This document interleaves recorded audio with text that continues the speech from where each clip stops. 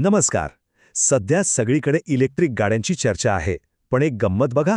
रात्रीच्या वेळी आपल्या आसपास कितीतरी घरांमध्ये ईव्ही चार्जर्स असेच रिकामे पडून असतात आणि त्याच वेळी काही ईव्ही चालक आपली गाडी चार्ज करण्यासाठी स्टेशन शोधत फिरत असतात.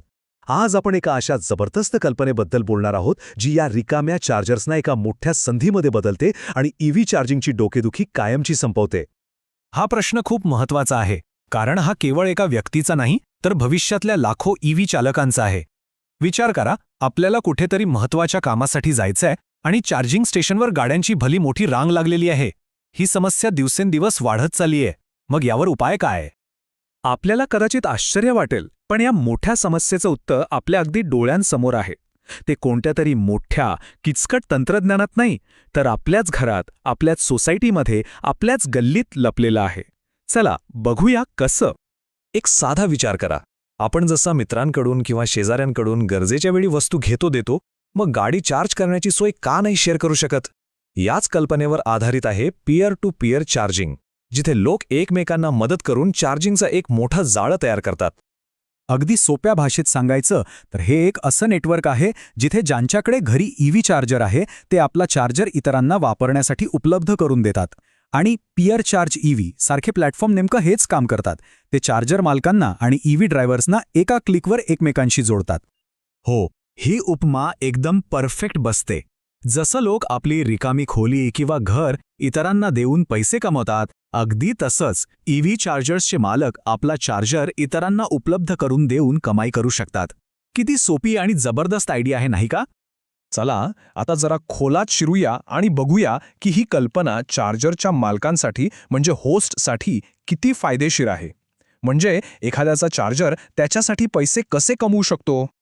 म्हणजे बघा, जो चार्जर दिवसातला बहुतेक वेळ रिकामाच पडून असतो, तो आता एक उत्पन्नाचा स्रोत बनतो. यातून चार्जर बसवण्याचा खर्च आणि विजेचं बिल भरून काढायला मदत होते. आपल्या मालमत्तेचा पुरेपूर वापर होतो आणि सगळ्यात महत्त्वाचं म्हणजे आपण एका मोठ्या ईव्ही क्रांतीला हातभार लावतो. आणि हेच तर या मॉडेलचं सौंदर्य आहे.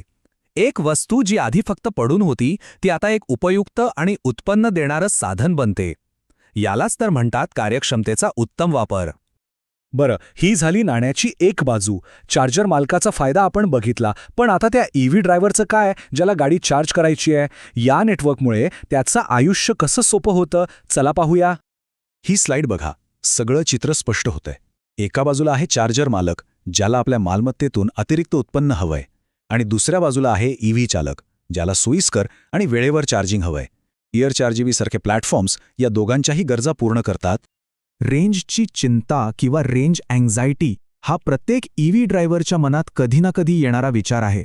गाडीची बॅटरी रस्त्यात संपली आणि जवळपास चार्जर नाही मिळाला तर काय करायचं? ही भीती अनेकांना ईव्ही घेण्यापासून थांबवते.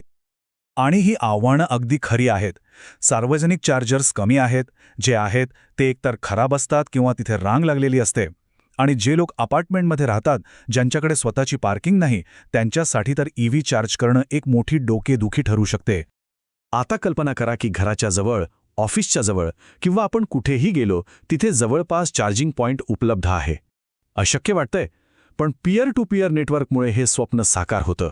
हे एक दाट, समुदाय चालित चार्जिंग नेटवर्क तयार करतं. थोडक्यात सांगायचं तर यामुळे ईव्ही चालवण्याचा अनुभव खूपच सोपा आणि तणावमुक्त होतो. चार्जिंगची सोय वाढते, सार्वजनिक स्टेशन्सवर अवलंबून राहावं लागत नाही आणि काही वेळा पैसेही वाचतात. यामुळे ईव्ही वापरणं हे जास्त सोयीचं आणि व्यावहारिक बनतं.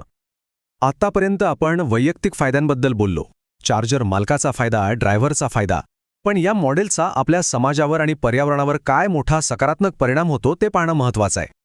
आणि हेच या मॉडेलचं सर्वात मोठं वैशिष्ट्य आहे.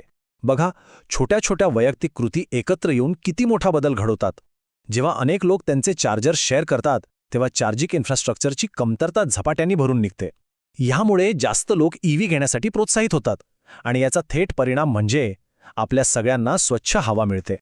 हे अगदी खरं आहे. ही एक अशी सिस्टम आहे जिथे सगळेच जिंकतात. पहिला वेन चार्जर होस्ट, कारण त्याला उत्पन्न मिळतं. दुसरा वेन ईव्ही ड्रायव्हर, कारण त्याला सोयीस्कर चार्जिंग मिळतं. आणि तिसरा सर्वात मोठा वेन आपला समाज आणि पर्यावरण, कारण यामुळे ईव्हीचा वापर वाढतो आणि प्रदूषण कमी होतं. या तंत्रज्ञानाच्या पलीकडे एक खूप मोठी आणि सुंदर कल्पना आहे. ती म्हणजे सहकार्याची आणि सामायिक संसाधनांची. हे मॉडेल आपल्याला दाखवून देतं की आपण एकत्र येऊन मोठ्या समस्या अगदी सहज सोडवू शकतो.